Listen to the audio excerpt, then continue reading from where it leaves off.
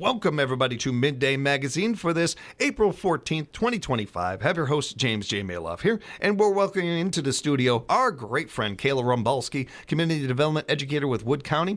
Kayla, good to have you with us. Hi, James. Good to be here. Always good to talk to our friends from Extension. We get a double bill of you guys this week. We'll be talking more a little bit later in the week. Yeah, Anna's on deck later in the week, and here I am. So two Extension professionals in 1 week. You can't go wrong. No, we can't. And especially with the topics we've got for you this week. And this one in particular, Kayla, you've been busy lately. Yeah, you were up to something. We'll talk about that a little bit. Yeah, so we are planning, among other things, my colleagues and I at Extension are planning a statewide conference that will be hosted right here in Wisconsin Rapids. It's called the Connecting Entrepreneurial Communities Conference. It's coming up on June 16th through the 18th this summer, which is hard to believe is just about 2 months away. It's crazy. Yeah. Feels wild to me, but here we are. So this is a conference that really focuses on small town entrepreneurship. So we're looking at Wisconsin outside of Madison, Milwaukee, Green Bay, some of those big cities, and really focusing in on what more rural communities or smaller cities can do to highlight entrepreneurship and to support small businesses in their communities. So we're really excited about this conference. It's going to be a great way for us to showcase Wisconsin Rapids and really to highlight all of the cool things that we have going on here and in central Wisconsin. And then in addition to that, it's looking at bringing in folks from a statewide audience, but also bringing local folks out as well. So we want to see both people from across the state and people right here locally attending. I think you can make the argument, Kayla, that it's never been more important to have these kind of events for not only entrepreneurs out there, but local businesses and right. Being for anybody local wanting to start a business or just get going, no matter regardless of funding or opportunities or even your business idea or model. In this day and age in 2025, I think you can make an argument.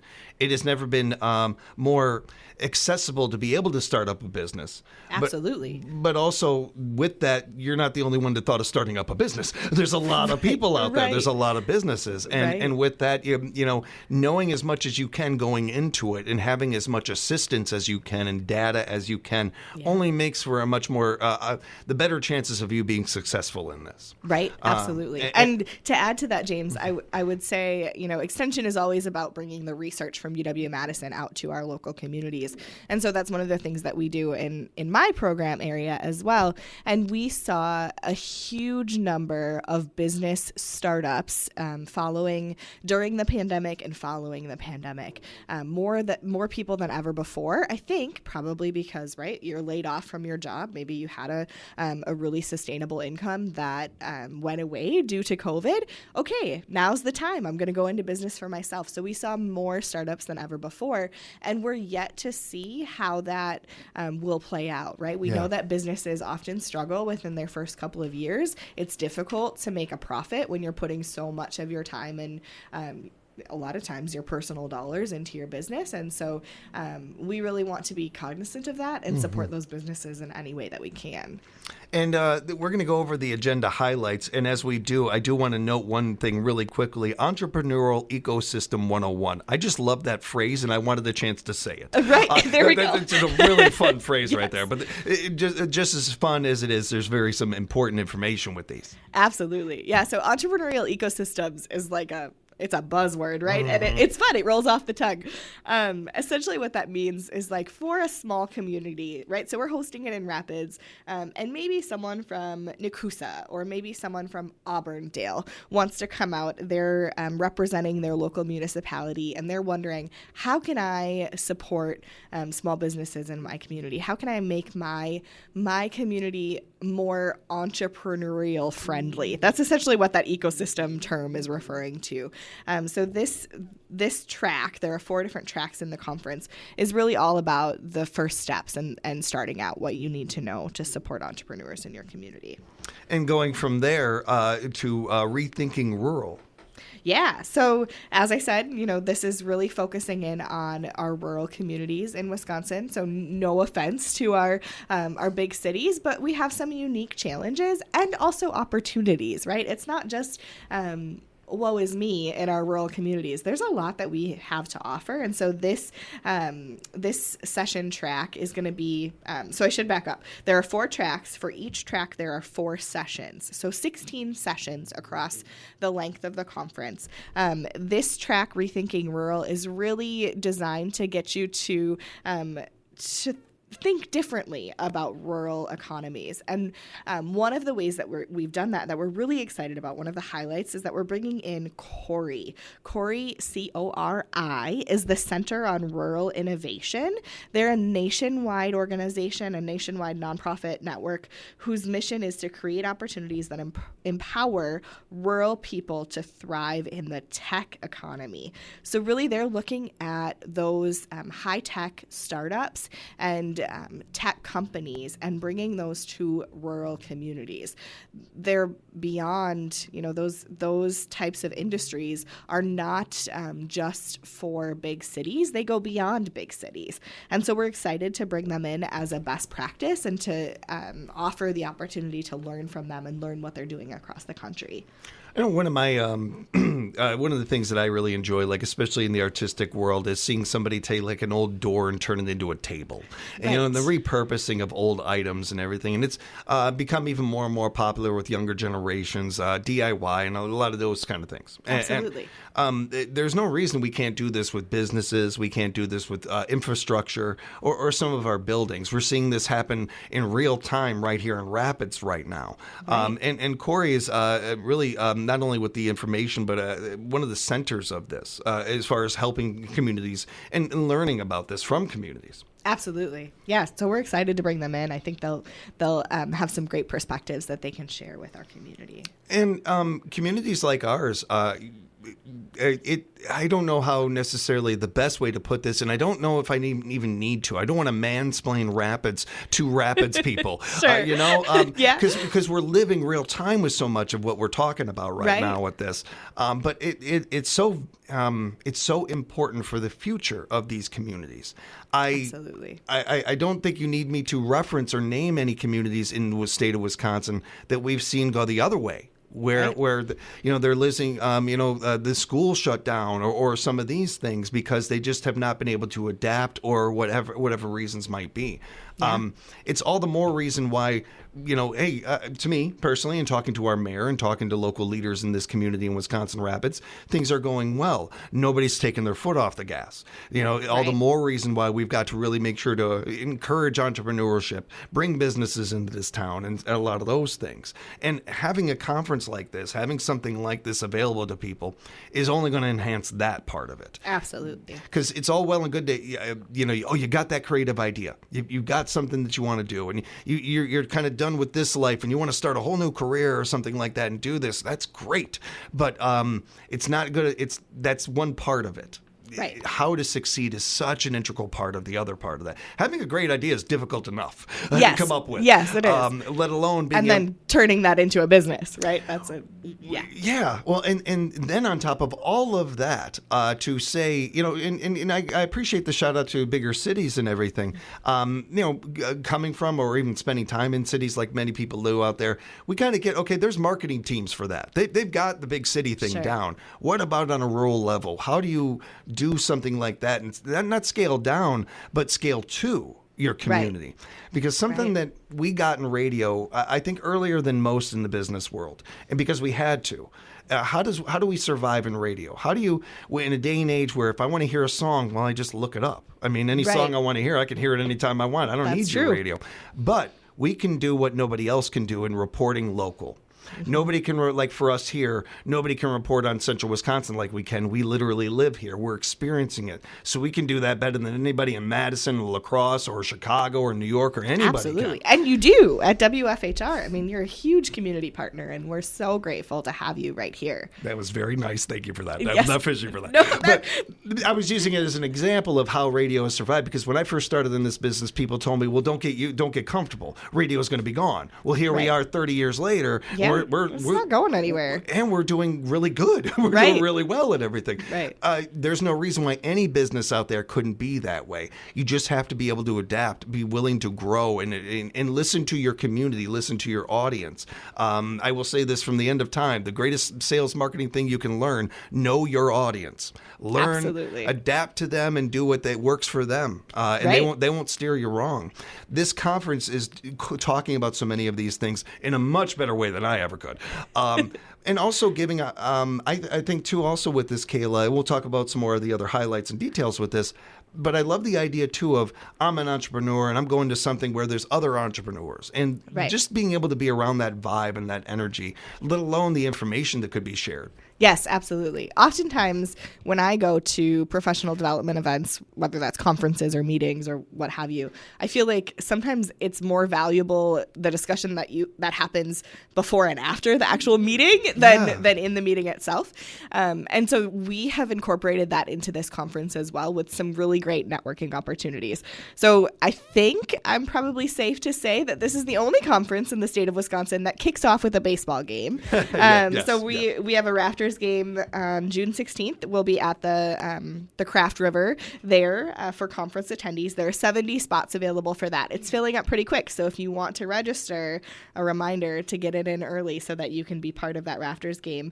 And then for the second night of the conference, there's a networking social out at Rooted in Red. So again, highlighting a really great family, generation upon generation owned business here in the Wisconsin Rapids area. We're going to have dinner out there as well as live music. It'll be a great time just to network and again to have those conversations with other entrepreneurs outside of a meeting space or outside of a boardroom, and to really get to know some folks and make some important connections. There are great sales and marketing people all around the country doing really good work, but they're not here.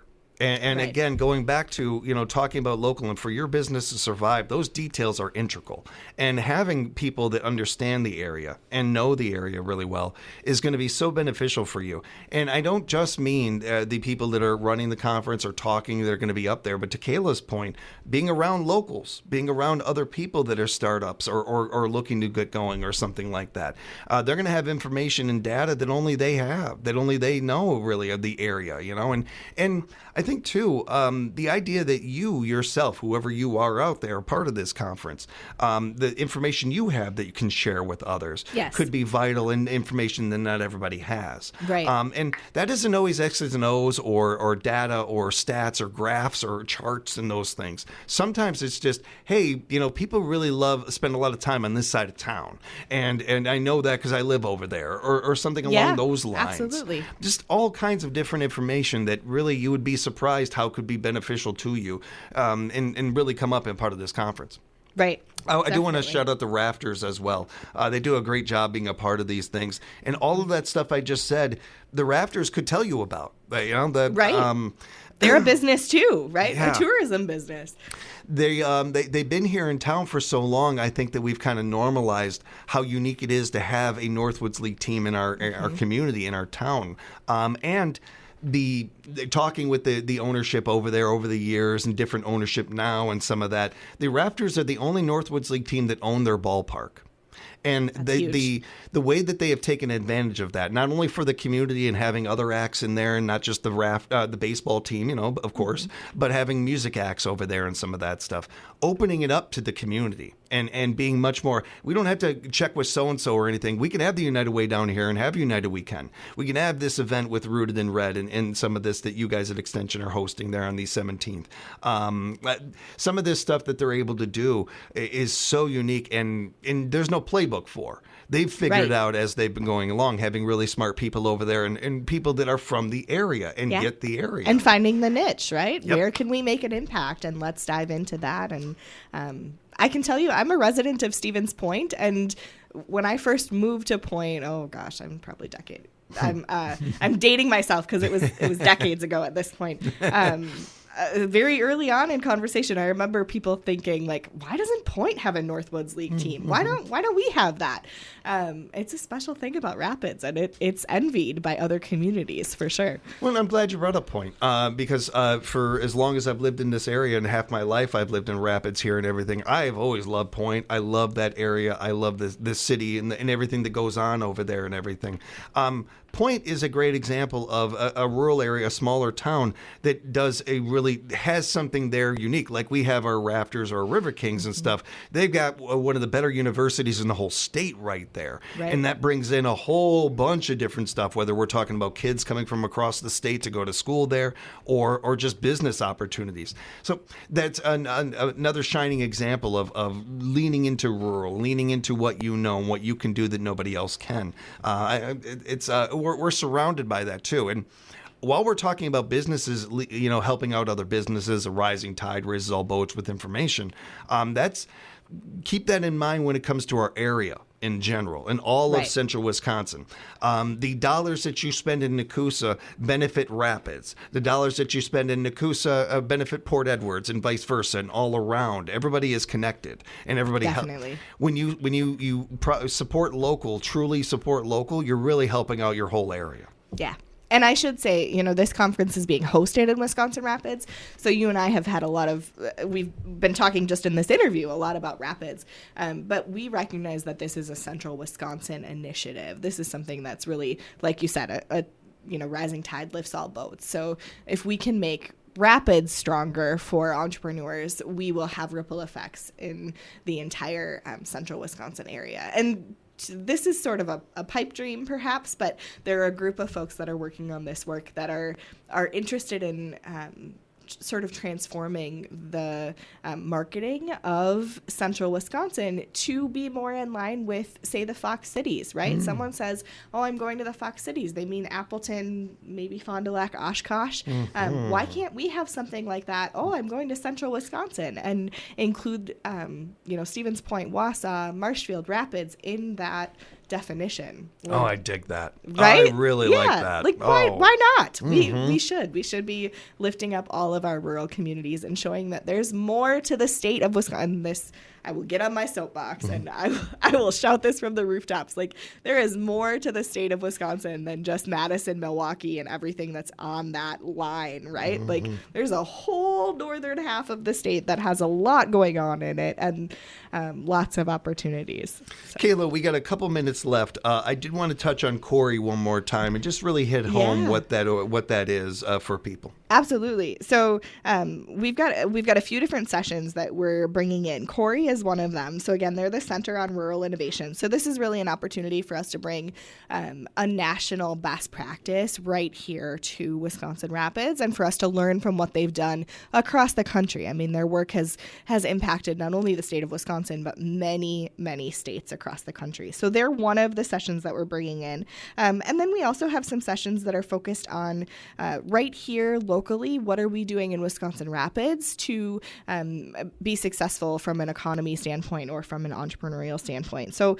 we've got a session on repurposing the paper mill, right? We're pretty familiar with that story here in Rapids, but folks from maybe outside of the area aren't. And so we can talk about that as how our rural economies really bounce back after economic shock and what that looks like. And we've got a great story to share right here. So you could stay tuned for that session, and then other sessions on, funding readiness. We talked about how do you get the money? How do you get those dollars when you're looking to start or expand your business? Empowering food entrepreneurs. James, you and I, for different events that we've talked about food trucks and how much we love food trucks. So wanting to make sure that we're continuing to support not only those food trucks, so mobile food operations, but also our local restaurants, anyone who wants to serve that community need with food. And then also really leaning into, we've got a session that will lean into how passionate people really lead to quality places. And what we're intending to highlight in this session is the folks that own their own business, but then also volunteer in their community and make such a huge impact in different community programs, events, arts, activities, all of those different pieces, like really focusing in on how the people make the place. Yeah, well said. And we have shining examples of that locally all the time. And I don't think you have to try very hard out there to think of, well, businesses that are around and ones that aren't. And just be blunt about it. And the ones that are, 9 times out of 10, are businesses that you've seen supporting high school events or promoting this or being at this event or this community thing or something like that. To Kayla's point of putting into their community, being a part of the community and not just kind of like being there to sell goods. It goes a lot farther for your business. It goes so much deeper to the community and keeps your business in the community's eye. And they see that. And it's free advertising in some ways. It stays in their brain. There's so many different layers to this that whether it's Corey or it's some of the other people that are part of this event can actually put in the really good words for you and not just rambling like I am. It's a fun event. Kayla, do people need to register for this one? They do need to register. There is a registration fee. You can find out more by going to our Extension Wood County website or just searching for Connecting Entrepreneurial Communities Conference on Google. It is June 16th through the 18th. Again, spaces filling up for that baseball game kickoff event. You don't want to miss it. So join us for the whole thing and register early. And Kayla, if people have follow-up questions, they'd like to talk to you directly. They'd like to find out more from you. How can they reach you? Sure. So when you're looking for this conference and you come across the Extension Wood County page, you can find my contact information on there. You can always send me an email or give me a call. I'd love to talk with you further. I always appreciate the time, Kayla. I love hanging out with you. You say hi to all the Extension team for us, and we'll talk again real soon. That sounds great. Thank you, James. You can talk to the Extension team yourself. Go to extension.wisc.edu. That is their website. Be sure to bookmark it. Keep up to date on all the good things they are doing over there. We'll be back with more Midday Magazine right here at 97.5 FM, 1320 AM, WFHR, locally grown radio.